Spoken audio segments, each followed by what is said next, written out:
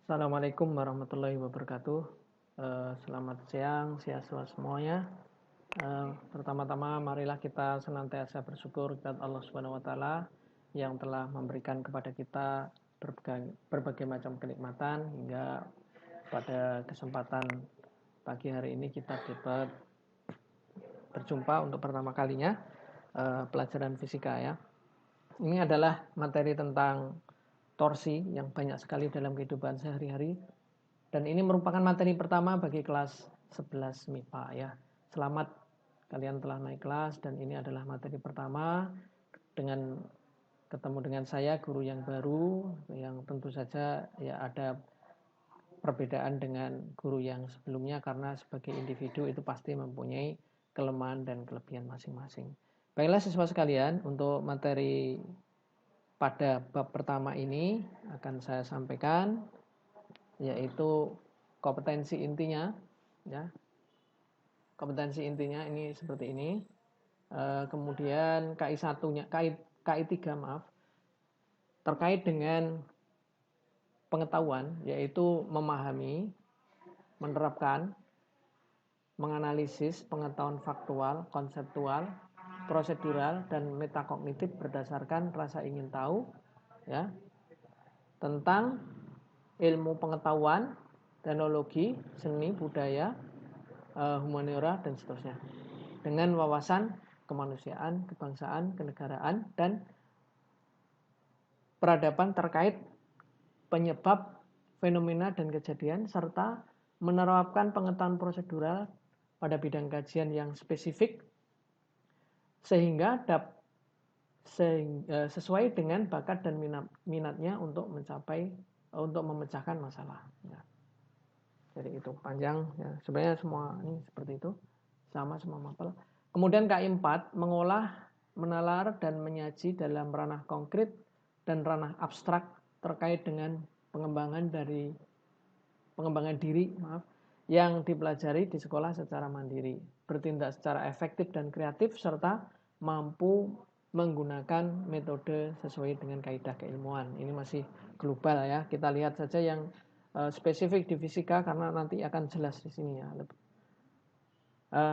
KD yang akan kita pelajari yaitu yang KD yang nomor pertama yaitu menerapkan konsep torsi, momen inersia, titik berat dan momentum sudut pada benda tegar baik itu statis maupun dinamis dalam kehidupan sehari-hari, misalnya dalam olahraga.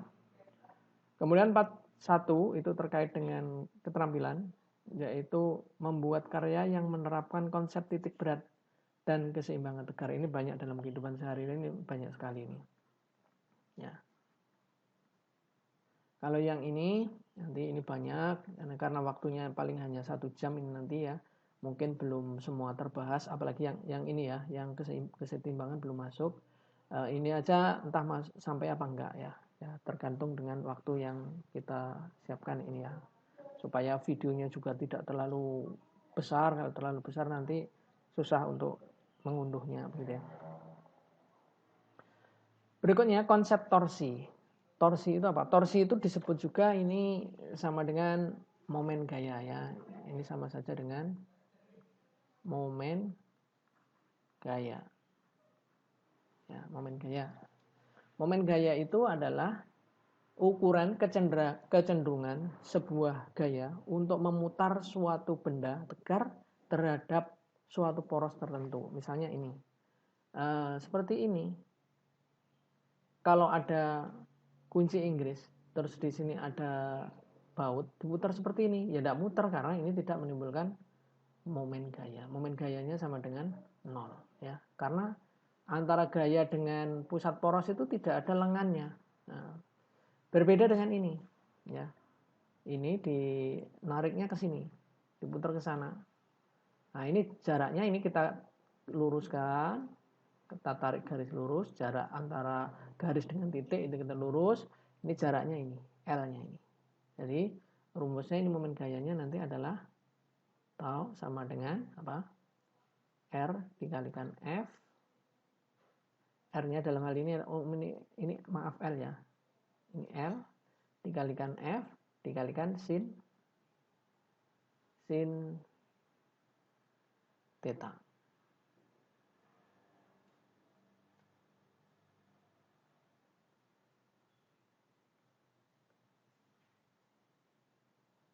Ya, gitu ya. Kemudian untuk yang ini porosnya segini, hanya saja kalau yang bagus itu sebenarnya muternya harusnya gini. Ini gayanya kalau tegak lurus itu karena nilai sinusnya bisa 1 ya. Nah, seperti ini nilainya juga nggak besar karena menceng ya. Jadi rumus umumnya ini seperti ini. Ini adalah lengannya adalah R sin theta. Ini R sin theta itu sama dengan R tadi ya, atau R cross F gitu kalau pakai metode pakai vektor ya. Kemudian arahnya itu pakai aturan tangan kanan begini, ya besarnya torsi itu L cross F, jadi R kalikan F sin R cross F ya. Jadi nilainya adalah besarnya R dikalikan besar F dikalikan sin theta. Jadi seperti ini.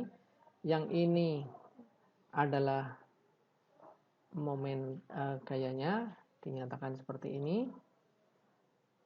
Tapi ini nanti dulu ya, kita lihat dulu besarnya. Jadi kalau pakai notasi vektor itu gini, Rho sama dengan R cross F. Ini kalau pakai vektor, nanti jadinya R F sin theta. Ya tergantung notasinya ya, notasi yang dipakai. Jadi besarnya momen gaya adalah hasil kali besar gaya dengan lengan momennya. Gitu ya. Ini untuk menyatakan arahnya. Ya. Contoh lain, seperti ini, ada pintu. Mengapa orang masang gagang pintu itu di ujung? Ya, ini gagang pintu. Atau handle-nya pintu ya, ini seperti ini. Ini di jauh sini. Karena dengan lengan yang jauh ini, R-nya yang jauh, maka untuk memutar itu tidak memerlukan gaya yang besar. Ya. Kan ada momen gayanya tertentu. Ya, nilainya tertentu dari pintu itu. Nah, karena ini tertentu, padahal rumusnya adalah R, F, sin theta. Maka supaya ininya kecil, maka lengannya dibuat panjang. Dengan membuat lengan panjang, maka narik pintunya itu lebih gampang. Coba kalau misalnya ininya taruh di sini, ya berat sekali ya. Lagian itu ya lucu. Orang yang tidak belajar fisika pun mengerti ya. Jadi rumusnya itu R cross F. Di breakdown rumusnya jadi RF sin theta. Ya. Atau RF untuk jarak yang tegak lurus. Nah, begitu. Torsi adalah kecenderungan dari sebuah benda untuk melakukan rotasi. Nah, contoh sekarang ini. Gaya F1 4 Newton. Ini sama dengan 4 Newton. Kemudian F2-nya sama dengan 4 Newton juga. Porosnya ini titik apa ini?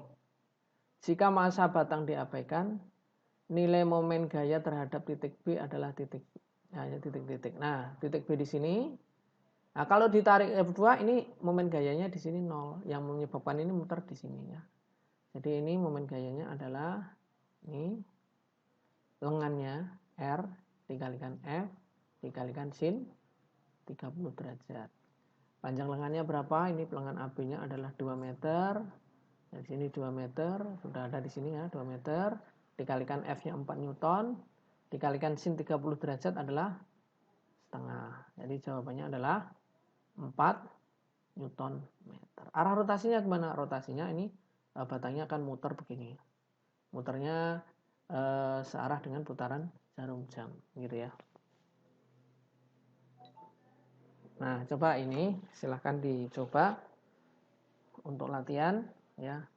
Nanti jawabannya silahkan dikirimkan lewat Teams atau lewat email yang sudah disiapkan. Saya beri contoh misalnya untuk ini sudah ada contohnya apa belum? Bentar lihat. Oh belum ya. Ini saya kasih contoh aja di sini ya. Saya kasih contoh salah satu titik, misalkan titik A.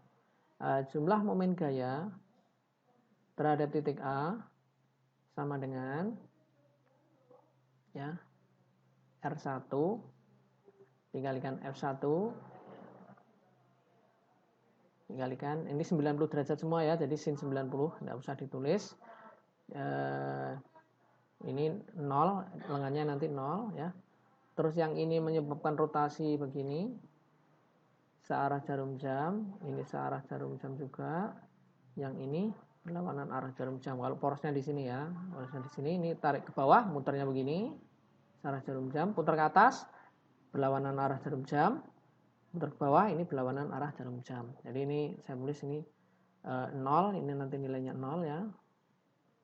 Terus misalnya yang berlawanan arah saya kasih negatif, positif, yang ini negatif, berarti min R2 dikalikan F2 plus R3 dikalikan F3 min R4 dikalikan F4. Nah, kita jaraknya ini 2. Di sini jaraknya 1, ini CD-nya adalah 2. Nah, kita masukkan nilainya. 0, R2-nya ini dari sini ke sini 2 meter, dikalikan gayanya, F2-nya berapa? F2-nya 4 ya, kalikan 4,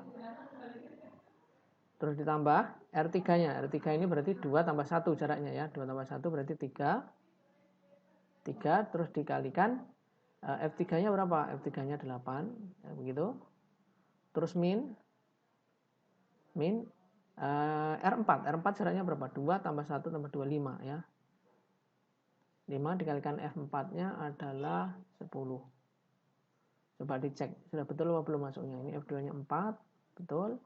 Yang F3-nya 8 dan F4-nya 10. Masukkan nilainya. Min 8 ditambah 24 min 50. Nah, begitu ya. Sama saja dengan 24 min 58. Nah, min 58. Berarti berapa? Min ya. Min 34 ya. Newton meter. Tanda min itu artinya benda itu rotasinya tadi kita sepakati yang min itu yang ini min, ini min, ini plus. Berarti adalah searah jarum jam. Di jawaban ini searah jarum jam. Ya, mungkin coba direnungkan, mungkin ada pertanyaan ya. Ada pertanyaan apa enggak? Nah, nanti dicoba untuk titik B, titik C, titik D ya. Coba dihitung nanti berapa nilainya, sudah saya kasih contoh nilainya seperti itu. Pak, kalau bendanya sama, apakah momen gayanya itu sama? Ya, kadang sama, kadang tidak, tergantung posisinya, tergantung jaraknya begitu ya. Kalaupun sama itu ya kebetulan ya. Kebetulan pas saya buat soalnya itu kebetulan nilainya sama gitu ya. Jadi karena kita muter benda itu tergantung dari posisi di mana dia muter gitu ya. Selanjutnya ini coba sebagai latihan, batang ABCD homogen dengan massa yang dapat diabaikan.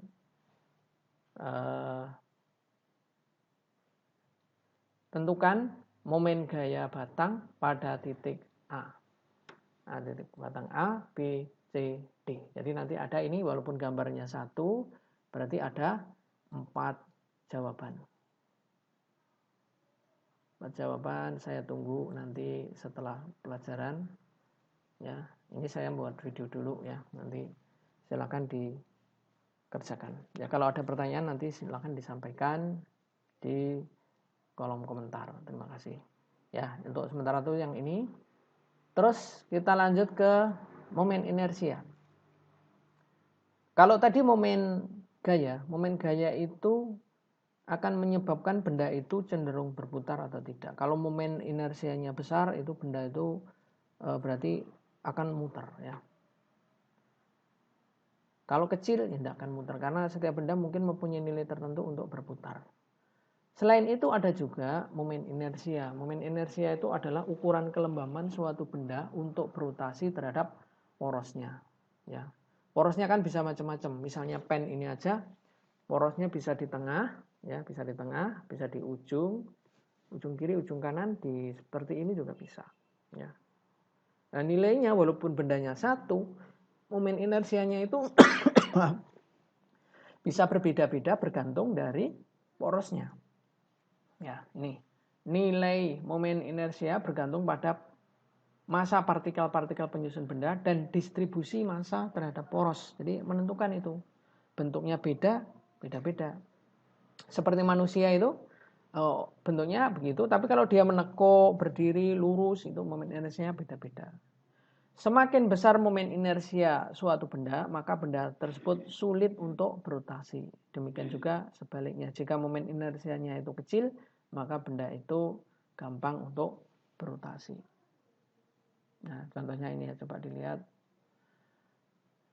Konsepnya momen inersia itu adalah ukuran kelembaban suatu benda untuk berotasi terhadap porosnya. Nah, seperti ini. Saya kasih contoh gambar misalnya ini untuk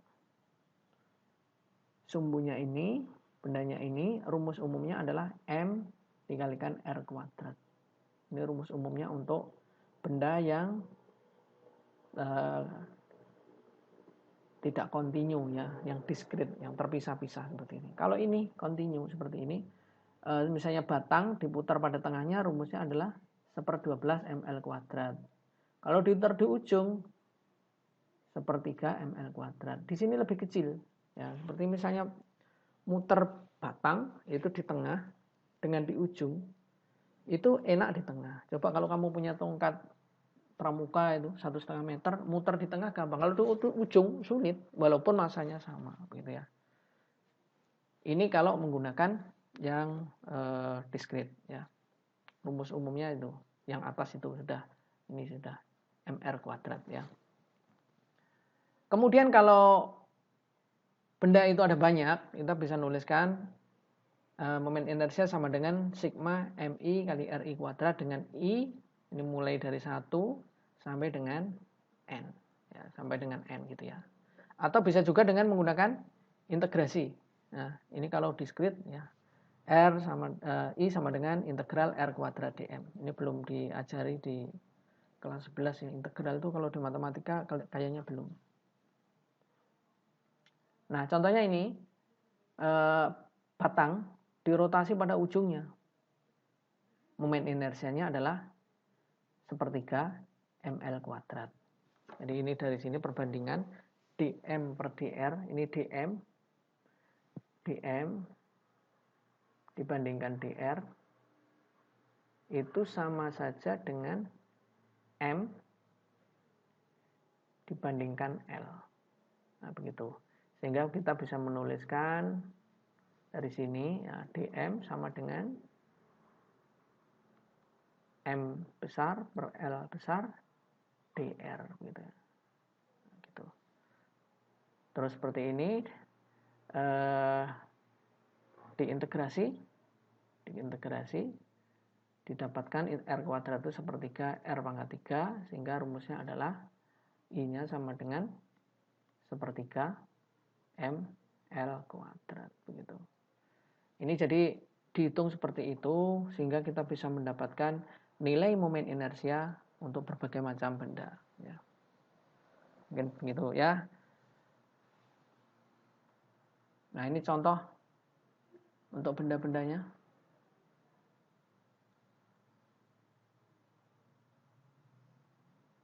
Nah, ini tidak perlu dihafal ya.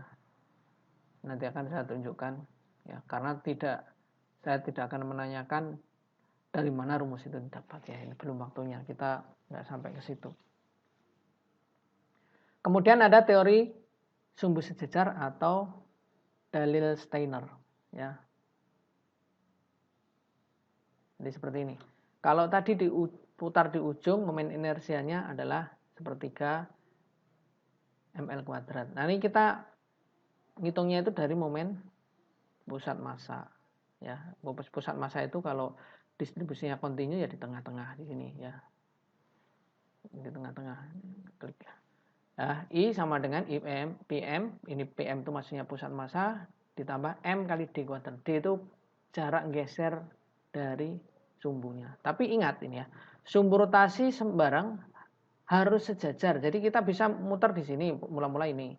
Boleh lagi di sini, pada benda di sini. Tapi syaratnya sumbunya harus sejajar. Kalau tidak sejajar, kita tidak bisa pakai rumus ini. Ya, namanya saja teorema sumbu sejajar. Ini disebut juga dalil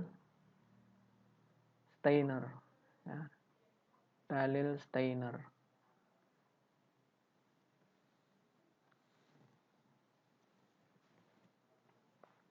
Kemudian untuk benda yang terdistribusi diskrit, ya, ada 4 buah benda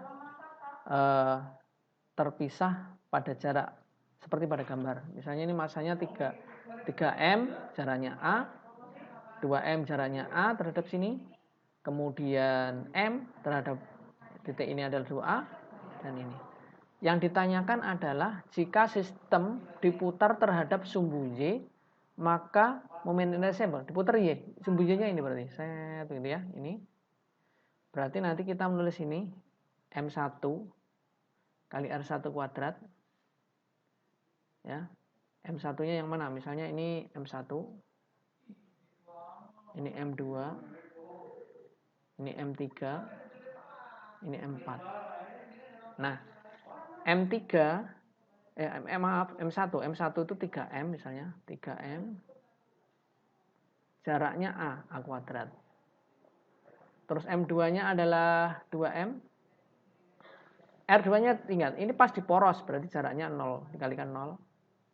Ditambah 2M, jaraknya ini juga 0 karena pas di poros sumbu Y, jadi ini 0. Ditambah M4-nya adalah M, dikalikan jaraknya 2A. 2A dikuadratkan, 2A dikuadratkan kan 4. 4 ditambah 3 jadinya 7. Nah, ini. Seperti itu. Itu kalau untuk soal ini bisa juga nanti ditanyakan kalau diputar terhadap sumbu X bagaimana, diputar tegak lurus begini, muternya begini bagaimana gitu ya, bisa juga ya. Tergantung nanti pertanyaannya seperti apa. Nah, ini untuk latihan. Silakan dicoba. Jika sistem diputar pada sumbu yang melewati titik O, tegak lurus pada bidang gambar. Jadi kalau misalkan ini bidang ya, bidangnya itu ini porosnya di tengah, ini muternya begini, diputar begini. Ya, tegak lurus pada bidang, ya, seperti itu. Coba silakan nanti dijawab jawabannya A, B, C, D atau E. Ya, silakan nanti dikerjakan ya. Boleh kerjasama, bertanya kepada temannya.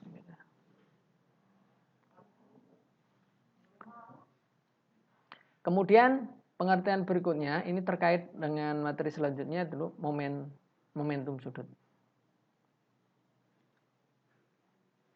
Momentum sudut itu rumusnya adalah L sama dengan R cross P. Ya. R itu adalah lengan, P itu adalah momentum linear. Ya.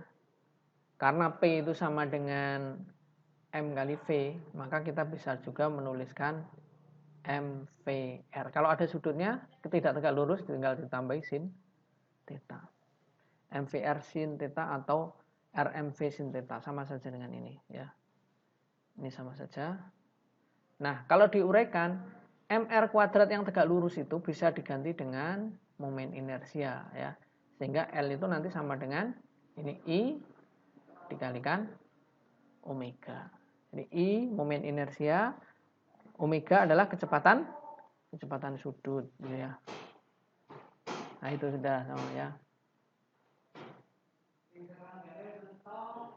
Kemudian energi kinetik. Benda yang bergerak rotasi, maka energi kinetik akibat rotasinya bisa kita uraikan seperti ini. Setengah I omega. Kalau ini energi kinetik translasi, ini energi kinetik rotasi. Ya. Ini translasi, rotasi. Rumusnya translasi setengah mv kuadrat. Untuk energi kinetik rotasi adalah setengah I omega kuadrat. Gitu ya. Nah, ini setengah I omega kuadrat. Ya. Terus ini tabel analogi untuk gerak translasi dan rotasi. Gerak rotasi ini perpindahannya adalah posisi sudut. Untuk translasi adalah X atau bisa R, bisa X, bisa Y gitu ya. Kalau pakai notasi vektor tinggal dikasih tanda vektor begitu. Kemudian untuk kecepatan sudut omega, kecepatan linear V. Hubungannya apa? Hubungannya adalah V sama dengan omega kali R. Percepatan sudut, ini lumui alfa, ini A. Ya.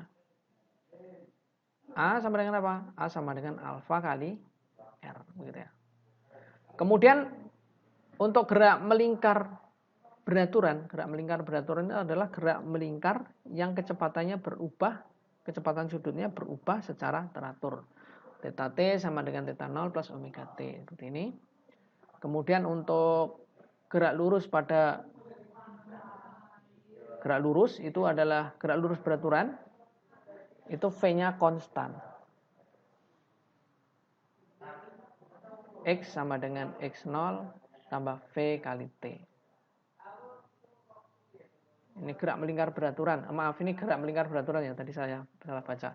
Gerak melingkar beraturan itu adalah gerak melingkar yang kecepatan sudutnya tetap. Kalau gerak lurus beraturan, kecepatannya tetap. Ada lagi gerak melingkar berubah beraturan, GMBB.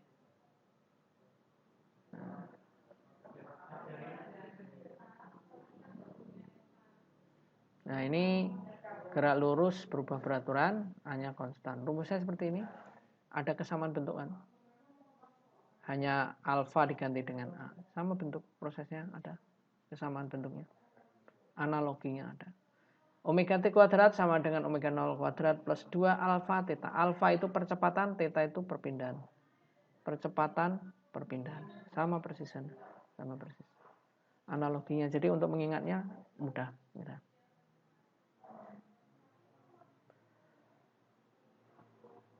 Ini materi hukum kegagalan, ini asalnya ya, jadi tidak usah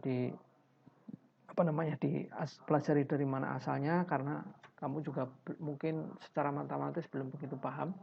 Gaya Neto itu sama dengan turunan dari momentum dp/dt. Ya.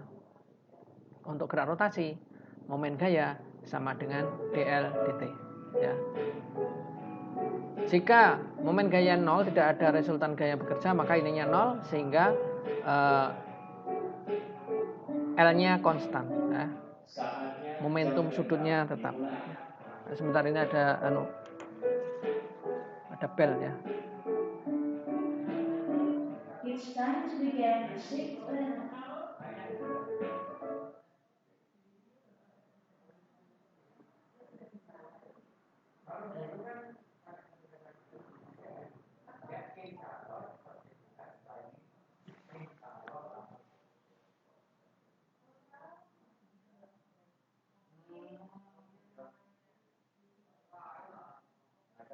Ya, coba silakan itu disimak ya sambil diamati.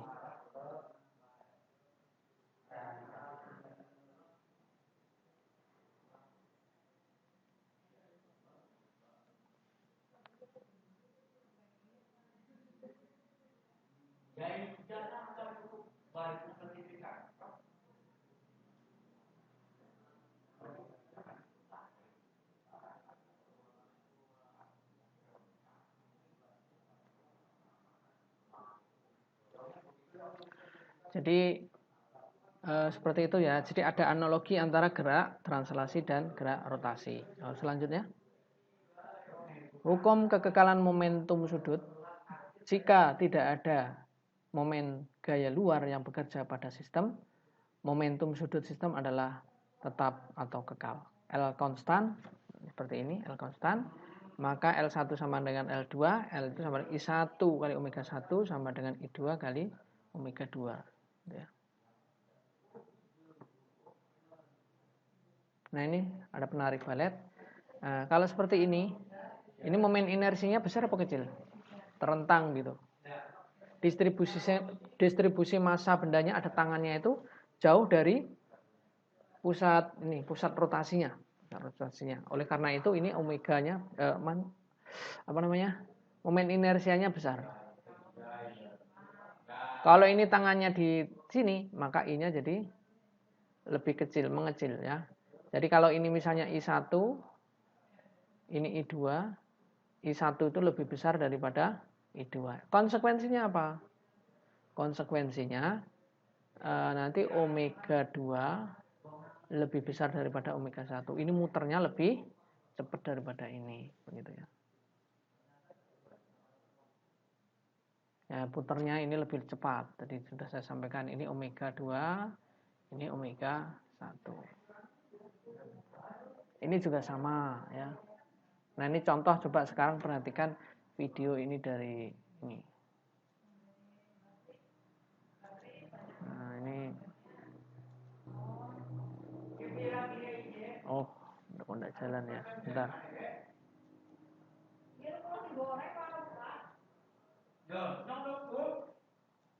Ada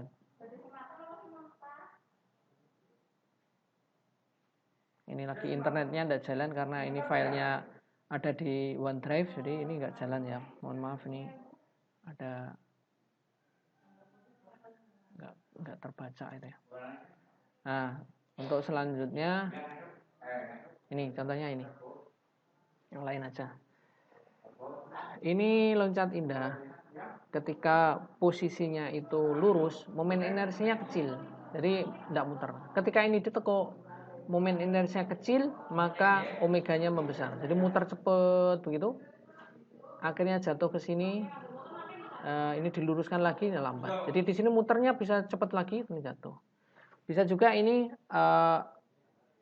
yang akrobat ya. Nah, akrobat jadi seperti ini. Jadi hukumnya tetap I1 kali omega 1 sama dengan I2 kali omega 2. Jika ininya menurun, maka omeganya membesar. Jadi seperti itu.